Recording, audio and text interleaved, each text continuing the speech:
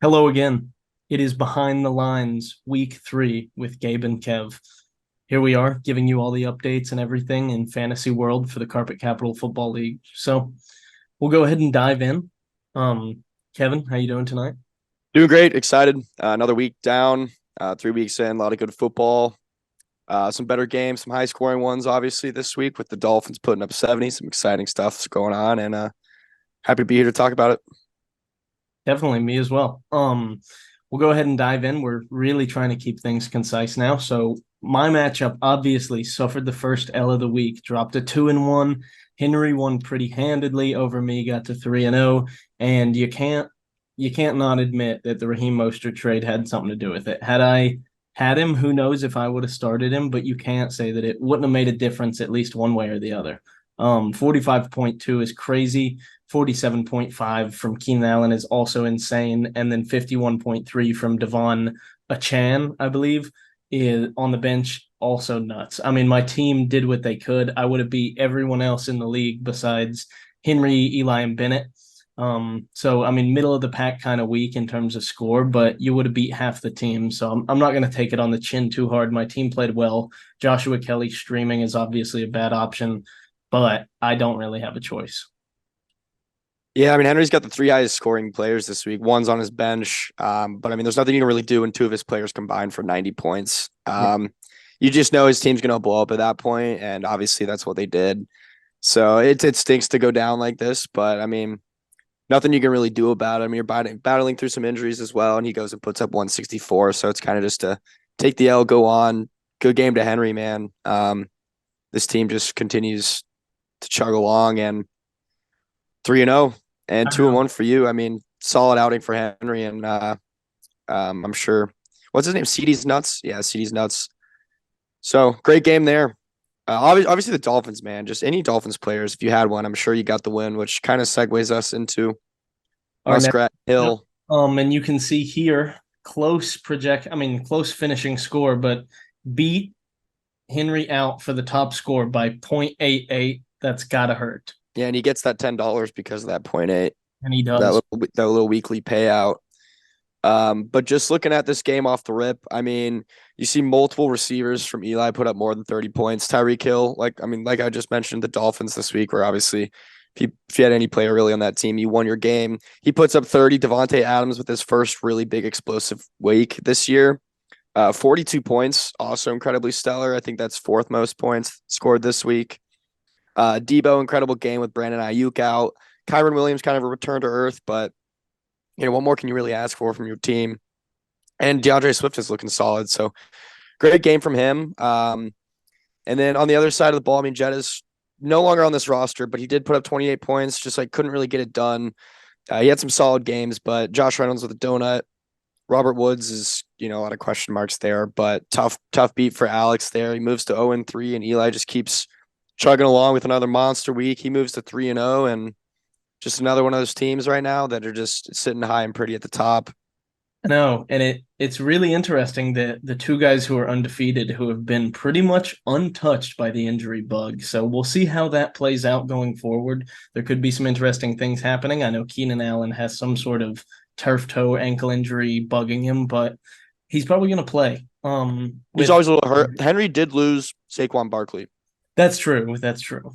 so he is down one component, and he's getting Alvin Kamara back as well from the suspension. Yeah, which is big. Mm-hmm. Um, Diving into the next matchup, we have these two 1-2 Devils here. Paul Allen Alameen got his first dub of the week. I know he was buzzing, absolutely hype. In eighth place still, but hey, you gotta take your dubs where you get them. And we'll just take a look at this roster. Lamar Jackson finally with a good week in a loss, put up 28.2. Rashad White, really nothing much to be said against a good Philly defense. It was hard running. AJ Dillon, a really disappointing win. I mean, yeah, really disappointing game and a win against the Saints. AJ Brown finally coming alive, a 22-point game. It seems like the Eagles are really trying to keep him involved nowadays. And then obviously we got to talk about it. Henry gave Al a little bit of insider knowledge over the week, I heard, and commissioner is performing an investigation, telling him to pick up Tank Dell, put up 25.5, and I got to imagine that played a big role in Al's win. So if there's collusion going on, I will find you. Yeah, it seems like just a little recommendation from Henry under the table, which is kind of slight, kind of bullshit there. But it is what it is. I mean, good pickup for Al with Tank Dell. It seems like he's going to be the top guy there in Houston. He's definitely one of the biggest waiver ads this week, and Al beat everyone to the mark with that. So, he obviously definitely contributed to that game. I mean, he's got three running backs here that combined for 12 points, and the rest of his team, Kittle with a pretty solid game, and the rest of his guys just had like absolutely stellar games. Yeah. And kind of just carried him to a win here. I've Al, said it before. This team is really boom or bust, and he got a yes. more of a boom week this week.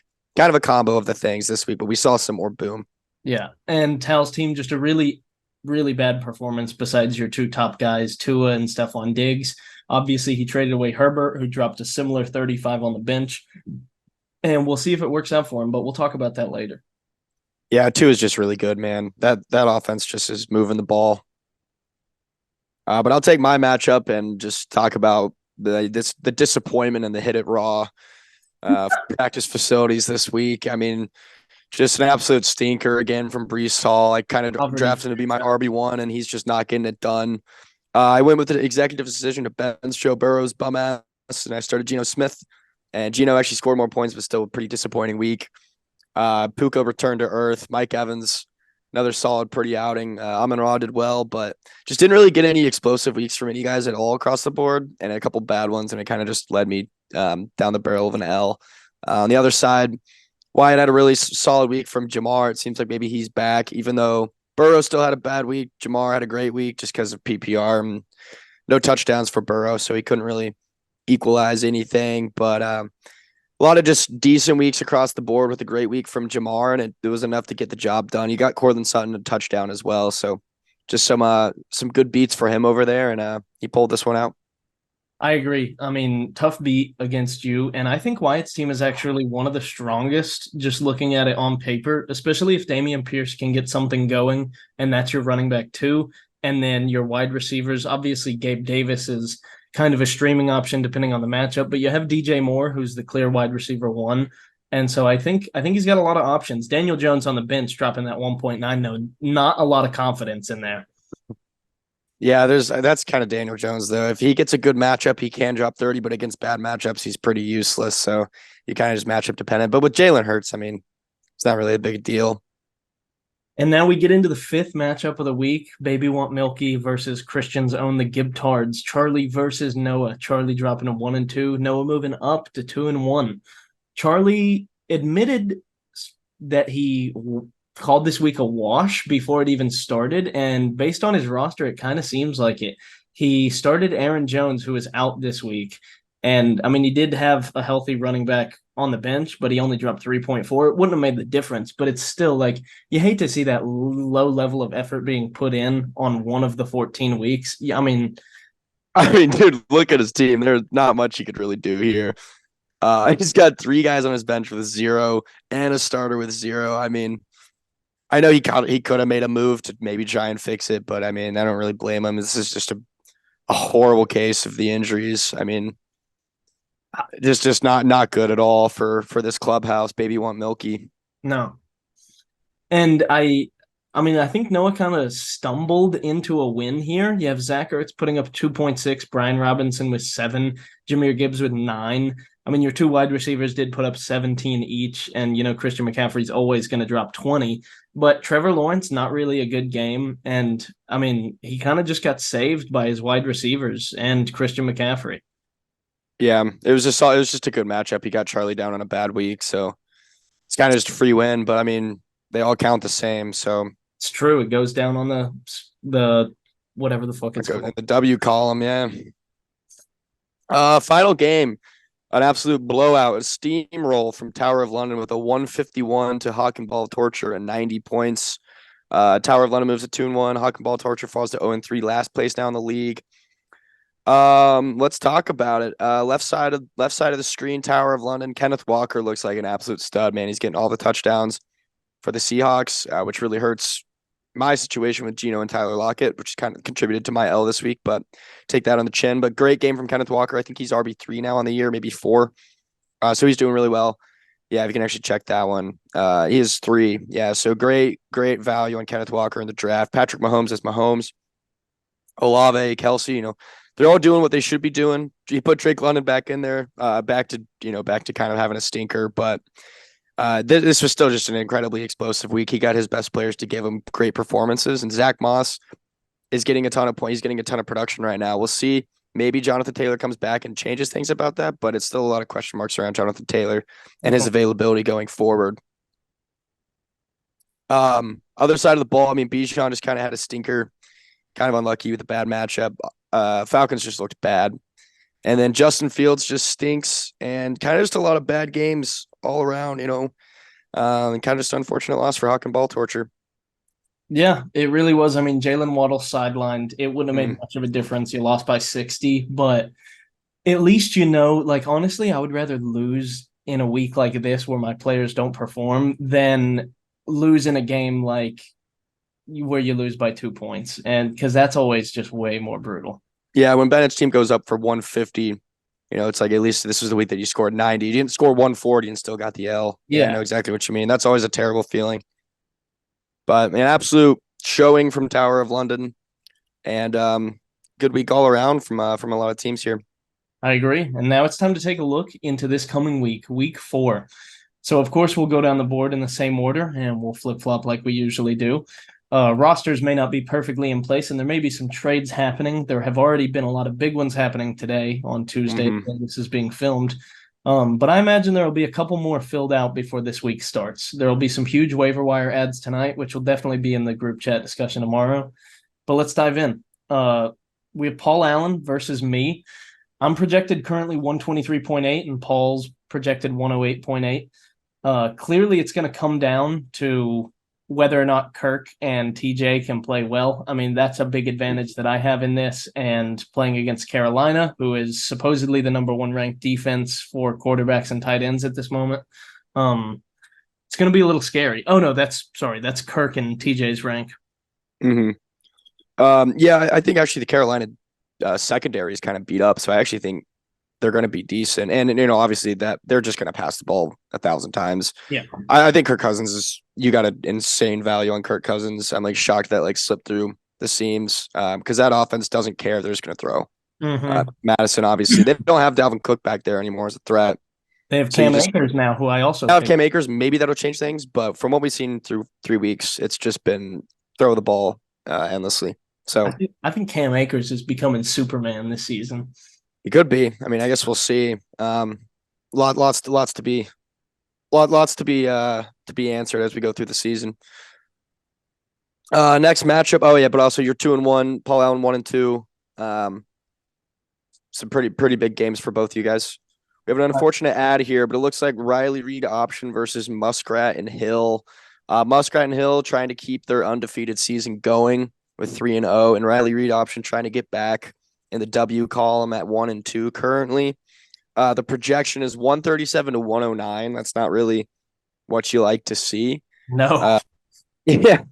I'm not sure if Tal's team is completely set or not yet. Maybe he's got some adjustments he needs to make, but that running back duo of Josh Jacobs and Khalil Herbert doesn't seem to be getting the job done. So maybe he's got something cooking for us. But as of now, I mean, the way that I'm seeing things with projections, it looks like Eli's going to blow it out of the water again.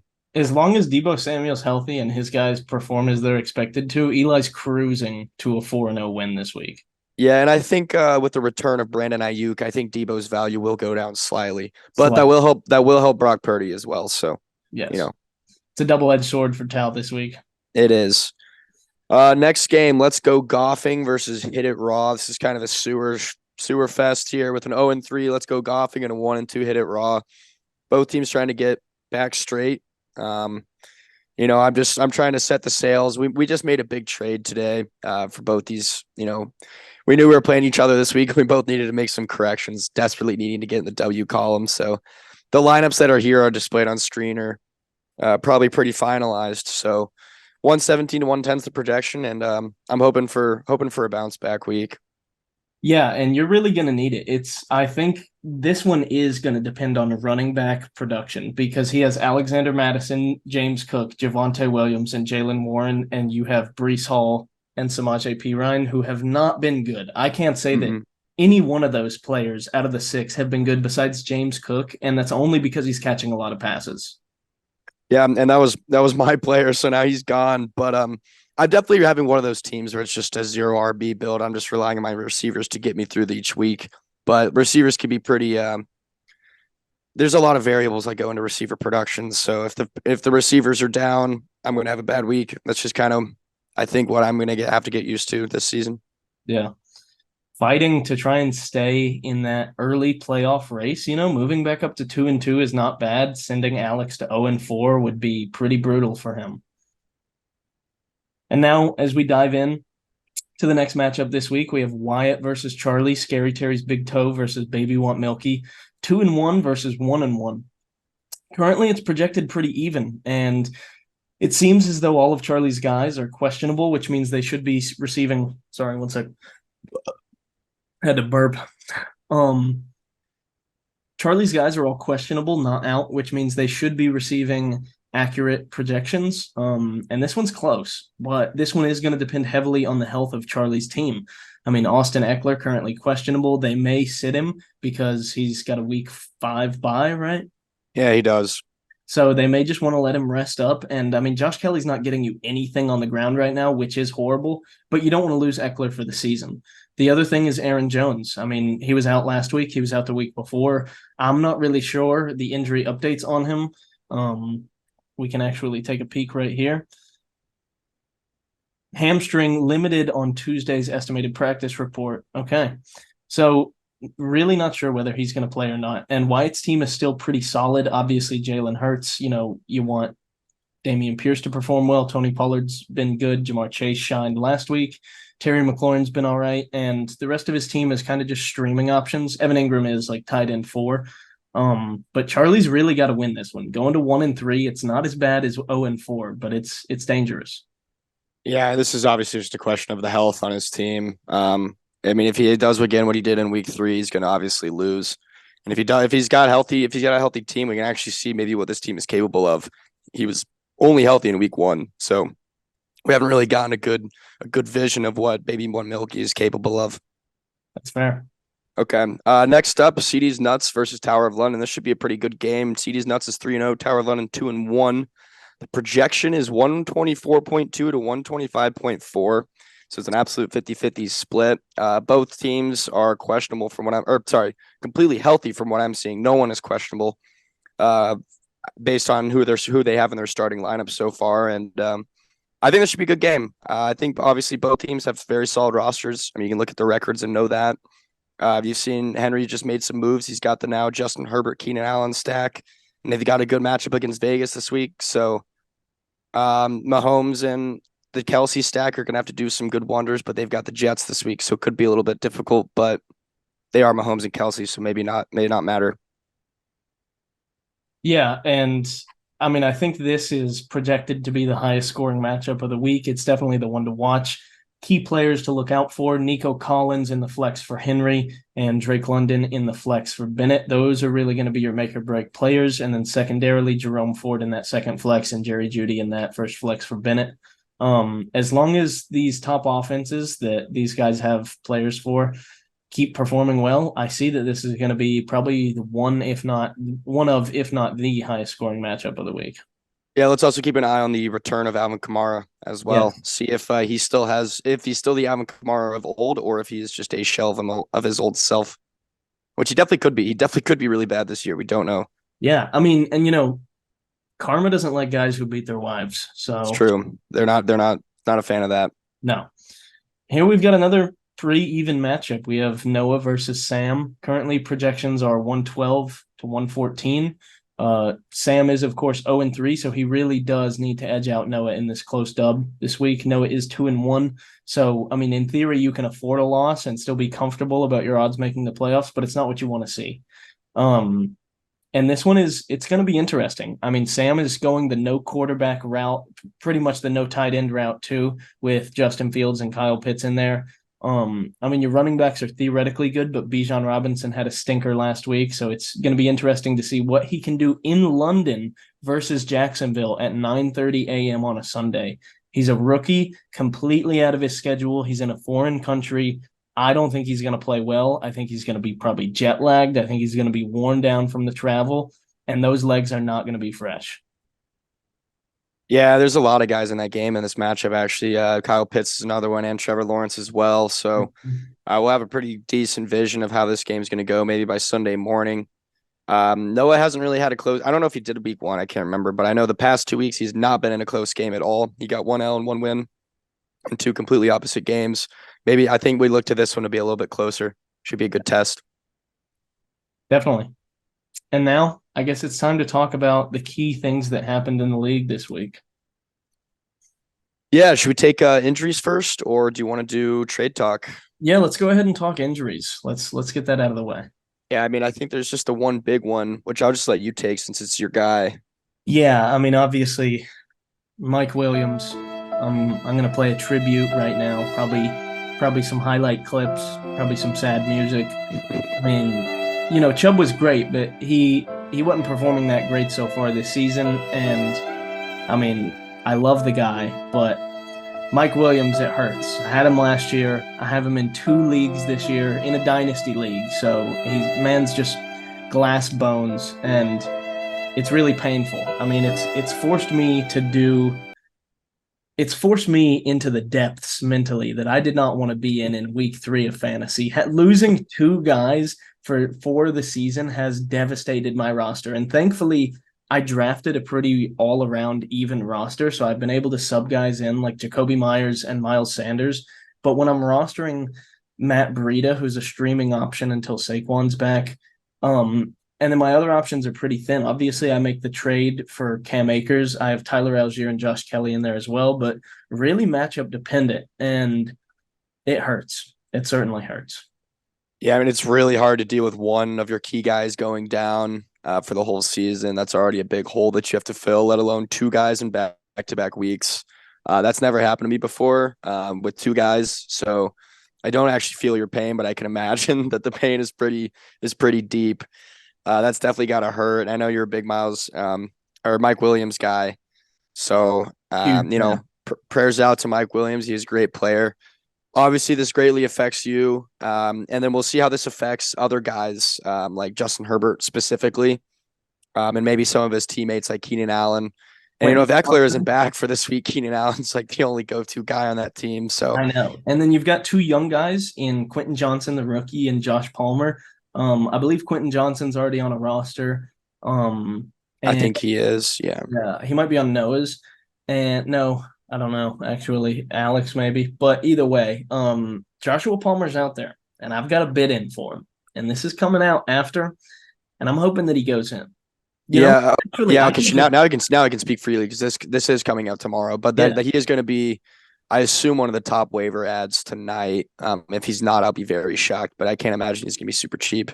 Fuck it, let's go ahead and leave this in there. I've got $14 on him. You think I should up it? Out of 60 left. I do, man. I don't think I would. I don't think I do. I think I would go like 18, maybe max. But I don't think I would want to spend any more than that because we saw what Josh Palmer was last year. Yeah, he's definitely a solid option that you can lean on for buys, and if you have a guy go down for a couple of weeks, he's definitely there. But he's never anything better than a flex option. I know, and that's what I need him for, really. Yeah, so I think in your need, I would bet a little bit more than that, but I can't imagine anyone would spend more than $18. I know I don't need him. I'm stacked on receivers, so I'm not gonna. This isn't gonna affect anything that I do.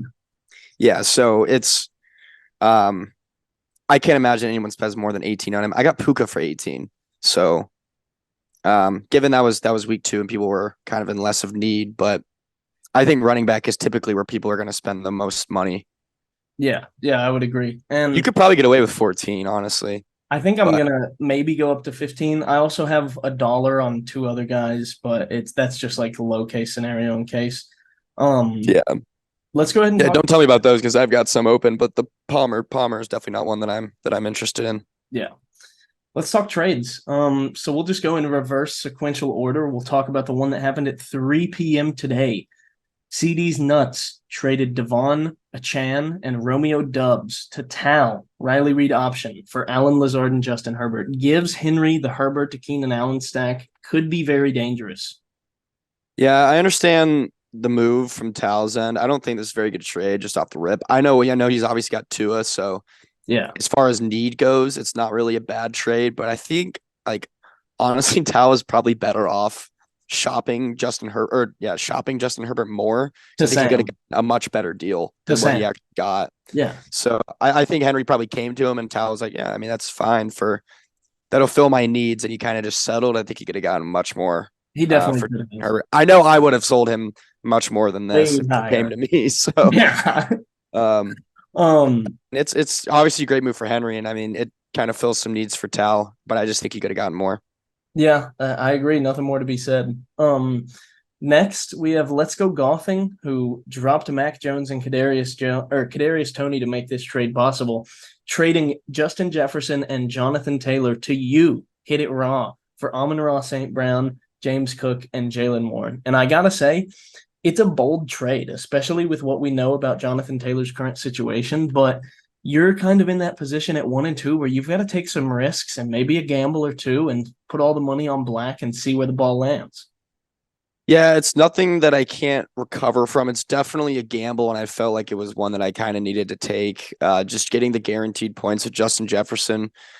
Obviously, I was getting some with Amon-Ra, but I just had some question marks with like Sam Laporta having a bigger presence, and what's Jameson Williams going to do? Obviously he's still a great player, and James Cook has been a solid piece for me. He's just a pretty consistent 15 to 20 point guy, so that kind of stinks to see him go. And then Jalen Warren's just kind of an up and at it. We'll see what he could be. Obviously, no guarantees with him yet. But I definitely lose a lot of depth, and it was definitely a gamble that I felt I kind of wanted to take. And if Jonathan Taylor is who I think he is, I have a lot of faith in him. I did last year. If he comes out and he's really good, then this is going to be a great trade for me and is going to set me up well. And if he's not, then I was already kind of burning myself. So I do think I'm going to have to update my name now because it no longer fits with Amon-Ra St. Brown gone.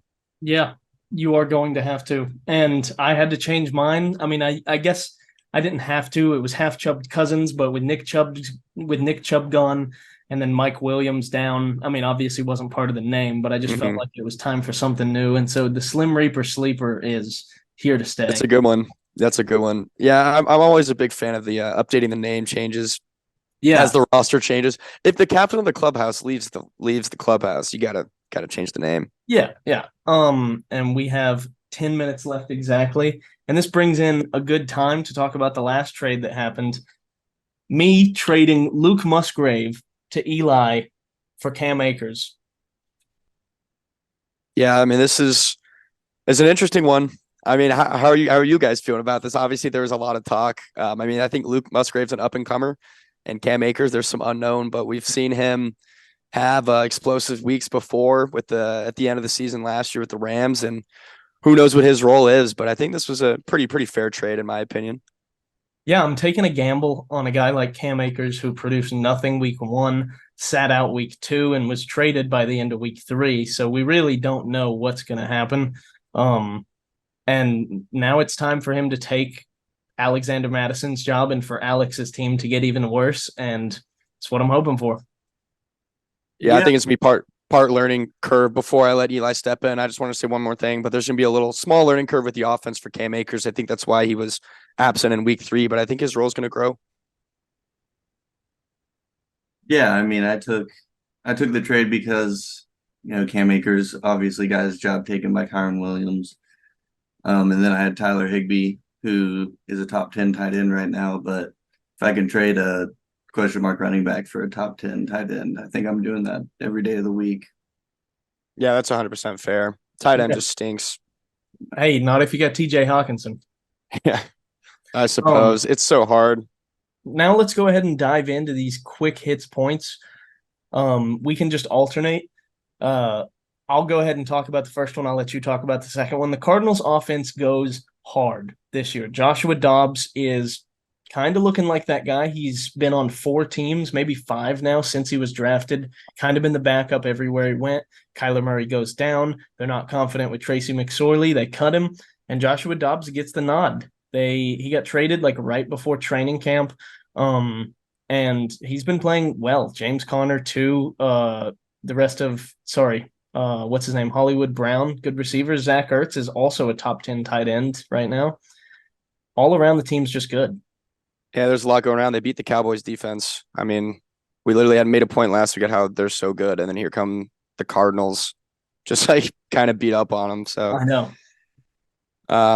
But the next point, the Jets offense does not go hard. I mean, they are just absolutely sad.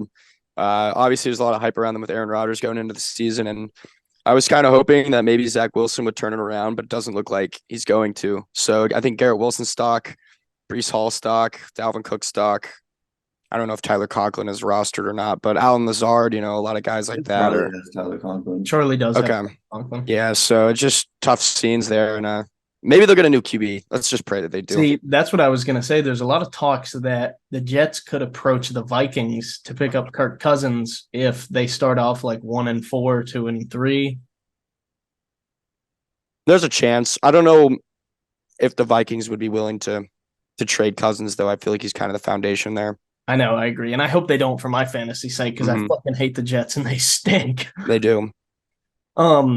Next point, Jamar Chase. He had a bounce back game, even though Burrow is kind of injured with that calf injury, whatever that mount thing he had on his leg was on the sidelines. I really don't know what's wrong with him, and I don't think you do either. He had the calf injury in training camp, had it all through preseason. That's why he really didn't play in preseason. And then he's played every game of the regular season, but they've been bad, and he has not looked like himself. It clearly looks like he can't step in and throw the ball because he's putting no weight on that back foot when he throws. Yeah, that's kind of what it's got to be. I mean, his passes are mostly checkdowns. It's like he doesn't have any confidence in his mobility. So if the pocket collapses, he just takes like a 3-yard pass. Or a brutal sack against the Rams. Yeah, it's dreadful to watch right now. And maybe it's the calf. I don't know what it is. If it is the calf, like take a week off, dude. It's really frustrating to watch. See, but me and Eli, we talked about this last night. You want to? Yeah, I mean, you started out 0-2 anyways. I feel like the best choice of action for them would have been to, rest him the first 2 weeks, and then he's healthy and back fully now, and you can throw deep balls to T. Higgins and Jamar Chase. But like you said, he's throwing a lot of, check downs and slant routes, and with Jamar Chase getting more progress. I mean, but a lot of that is just Jamar Chase being an athlete and being able to get yards after reception. And the thing is, if you sit him for 2 weeks now, you might start out 1-4, and then do you just sit him the rest of the season? So you kind of have to force him to play. Yeah, I mean, hindsight's always 2020, I guess. They know in 0-2, they would have benched him, I'm sure, but I don't know how long this is going to happen. I'm starting to think that maybe this season is going to look like sort of a bust for Burrow, which is a shame after what we saw last season from him. But I mean, it's still early. Maybe you can turn around. Yeah, maybe he could turn around, man. I'll pray on it. Our next point, DeAndre Swift, is the future back. Eli, you have DeAndre Swift, right? I do. I'll let you take this one. I mean, yeah, he got, I think, 175 yards last week. Through I think 28 attempts. I think he had 19, 20, low 20s this week. He had 135 yards from what I last saw. I mean, they sat him in the fourth quarter, which I think is a good sign. They want to keep him healthy. Obviously, they're already up a couple of scores, so might as well let Kenneth Gainwell get in there and take the garbage time hits. So, yeah, pretty happy with that. Kind of took he looks so good too. Like all of his with that new offensive, or not the new, but his new offensive line on a new team. He looks really, really solid. RBU University. He's getting from the final. He's getting so much penetration in those holes. He did have some gaping holes in yesterday's game. Running right past Jason Kelce. Yeah, let's skip to the next point. Texans pass offense seems pretty good. CJ Stroud may be legit, but it is just through 3 weeks, so we got to keep an eye on that and see how they play. Their offensive line is horrible, so he's probably going to take a bunch of big hits and could get injured at some point. Yeah, they look good so far. Next point, CMC has scored a touchdown in 12 straight games. I kind of just threw that in the notes. That's just a stellar fact. I mean, I don't know what else you can say about that. But he continues to be the workhorse of the Niners, and the Niners just continue to get the job done. Yeah, week in, week out, CMC's your guy, and I know that Noah loves having him on the team. Next point, Herbert can throw it, dude. He hucks that shit into double coverage every time. Doesn't matter. He throws it like a man. Yeah, he's having a great season. We didn't really see it last year. I know you got him last year, and it was kind of a disappointing season. But Yeah, this year, he got what he should have been last year. I know, dude. Big trade today too. Yeah, we Yeah, talked about that. yeah. So I mean, I think stocks are up on Justin Herbert. And he gets Eckler back soon. Obviously, we mentioned earlier in the pod how losing Mike Williams is going to affect him. And I guess there's answers to be given later for that one. I think I've got the next one. The next point is the Titans offense is really bad. Which it is. I mean, Derrick Henry put up 2 points this week, which is not something that we've seen in a long time. And also, I think his carries are going down. Tajay Spears is getting more involved. Ryan Tannehill's always been bad, and it's a shit show there in Nashville. Yeah, it is. Next, the Jags offense, they're really struggling. Trevor Lawrence doesn't look like the guy he looked like at the end of last year. And it's going to be interesting to see how they can play this Sunday morning in London, I believe, and against a pretty good Falcons team this year. So, Yeah, I mean, we'll see if T-Law can just bounce back. The Steelers offense, it's disgusting. I mean, we've seen it with Najee. Jalen Warren's kind of having a come up, but I mean, there's just not many points to go around, not many touchdowns. And obviously they're down Deontay Johnson is a big threat. So Kenny Pickett's struggling, and this team is just struggling offensively. the whole team really is struggling. I mean, Calvin Austin had a couple of good plays, that great return, and then that great breakaway touchdown. He's a good young receiver, but the Steelers always draft good receivers. You need a quarterback. It's incredible that they're managing to win football games. I know. And then next, the Commanders, another team that's kind of fake good. They really don't have much to show for it. And I mean, Sam Howell is not the guy, in my opinion. You can see based on the intro and based on how he's played. Yeah. It's just a shame for guys like Jahan Dotson, Terry McLaurin. They're just not getting what we thought they were going to be this season. I know I was super in on Jahan Dotson coming into this season, and he's just been kind of an utter disappointment. He's not even startable at this point. Yeah, real disappointment. Then our final point is Kenneth Walker. Just to highlight, we pointed him out earlier. He's RB3. Absolute sensational season so far. He's poaching all the touchdowns for the Seahawks. So this is kind of having a negative effect on guys like DK, Tyler Lockett, and I guess Jackson Smith and Jigba. And then Geno too. I know I started him this week, but yeah, Kenneth Walker, man, stocks are up. Good. All right, well, that about does it, guys. Thanks for joining us for this special episode, Eli. If you want to be in the next one as the guest,